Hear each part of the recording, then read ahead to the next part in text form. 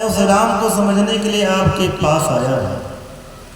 ब्रह्मा जी सोचने लगे, दिन रात राम की सेवा में रहने वाले राम को समझने के लिए मेरे पास आए हैं। कहते हैं गरुड़ जी, राम को समझने के लिए और कहीं तू गया था?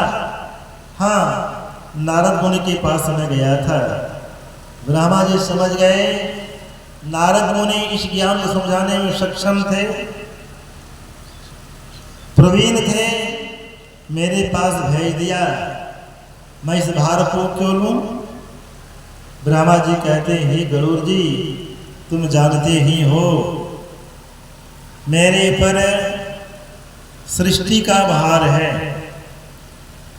अगर मैं राम को समझाने में लग जाऊं, सृष्टि का काम बिगड़ जाएगा, उसमें त्रुटि हो जाएगी, तुम्हें इस पद से हटा दिया जाएगा। इसलिए अच्छा होगा इस राम को समझने के लिए तुम चले जाओ भगवान शंकर के पास। भगवान शंकर इस ज्ञान के विशेषज्ञ हैं, सर्वज्ञ हैं, उनके पास चले जाओ। गरुड़ जी भगवान शंकर के पास आकाश मार्ग से उड़ते उड़ते जा रहे हैं। उधर से भगवान शिव किसी कार्य, आवश्यक कार्य हेतु इसी तरफ आ रहे थे।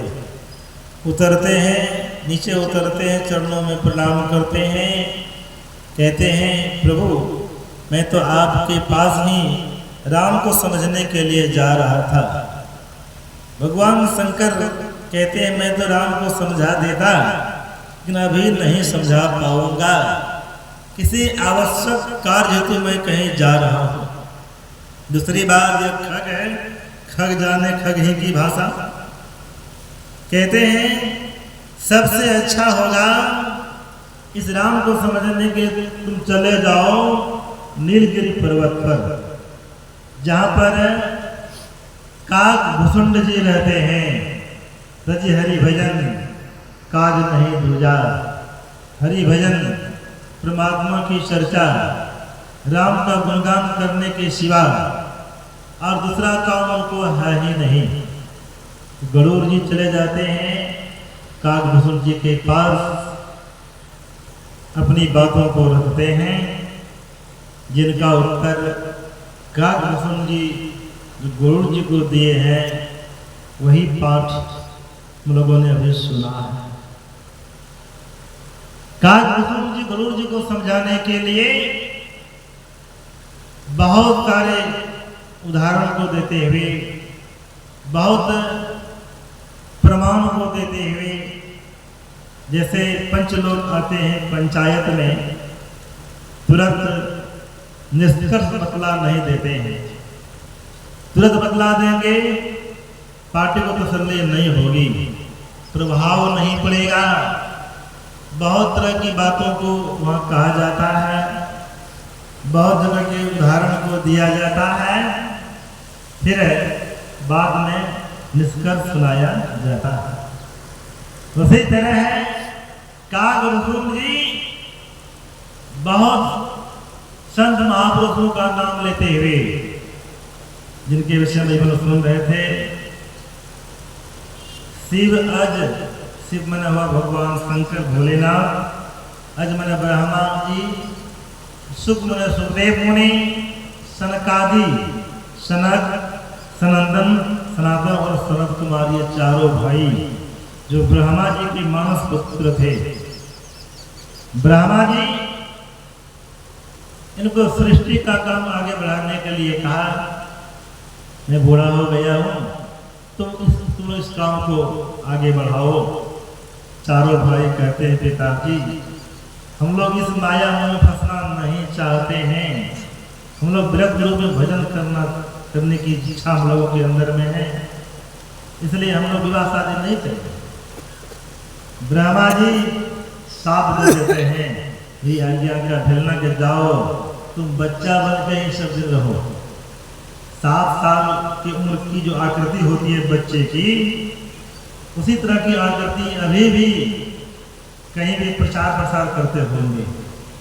चारों भाई अभी भी कहीं सत्संग करते होंगे, ये चारों भाइयों में से एक भाई बैठ जाते हैं मंच पर, 3 भाई सुनने के लिए श्रोता बन जाते हैं, चाहे लोग आवे या नहीं आवे। जैसे यहाँ पर हमारे कुछ स्वामी सुधीर बाबा भव्य आयोजन का कार्यक्रम रख दिए हैं। जो आएंगे तो लाभ बोलेंगे, जो नहीं आएंगे उनको तो लाभ नहीं मिलेगी। उसी तरह कोई आवे या नहीं आवे, एक भाई वक्ता बन जाते थे, तीनों भाई श्रोता बन जाते थे और प्रवचन जो करते थे 1 घंटा 2 घंटा 10 दिन 50 नहीं, महीने दिन नहीं, वर्षों तक बैठते थे, प्रवचन करते रहते थे।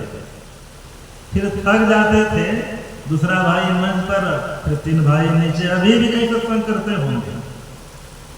ऐसे महापुरुष का नाम शिव सुख सनकादि नारद मुनि की बात हुई। जे मुनि ब्रह्म विचार विशारद, जो मुनि ब्रह्म ज्ञान में प्रवीण है, निष्णात है, जे मुनि ब्रह्म विचार विशारद, सब कर मद खग नायक यहाँ करिए राम पद पंकज नेहा। ये खगनायक अर्थात चिड़ियों के स्वामी, मालिक, स्वामी, सबों का यही विचार है, भगवान श्री राम के पद पंकज में प्रेम कीजिए।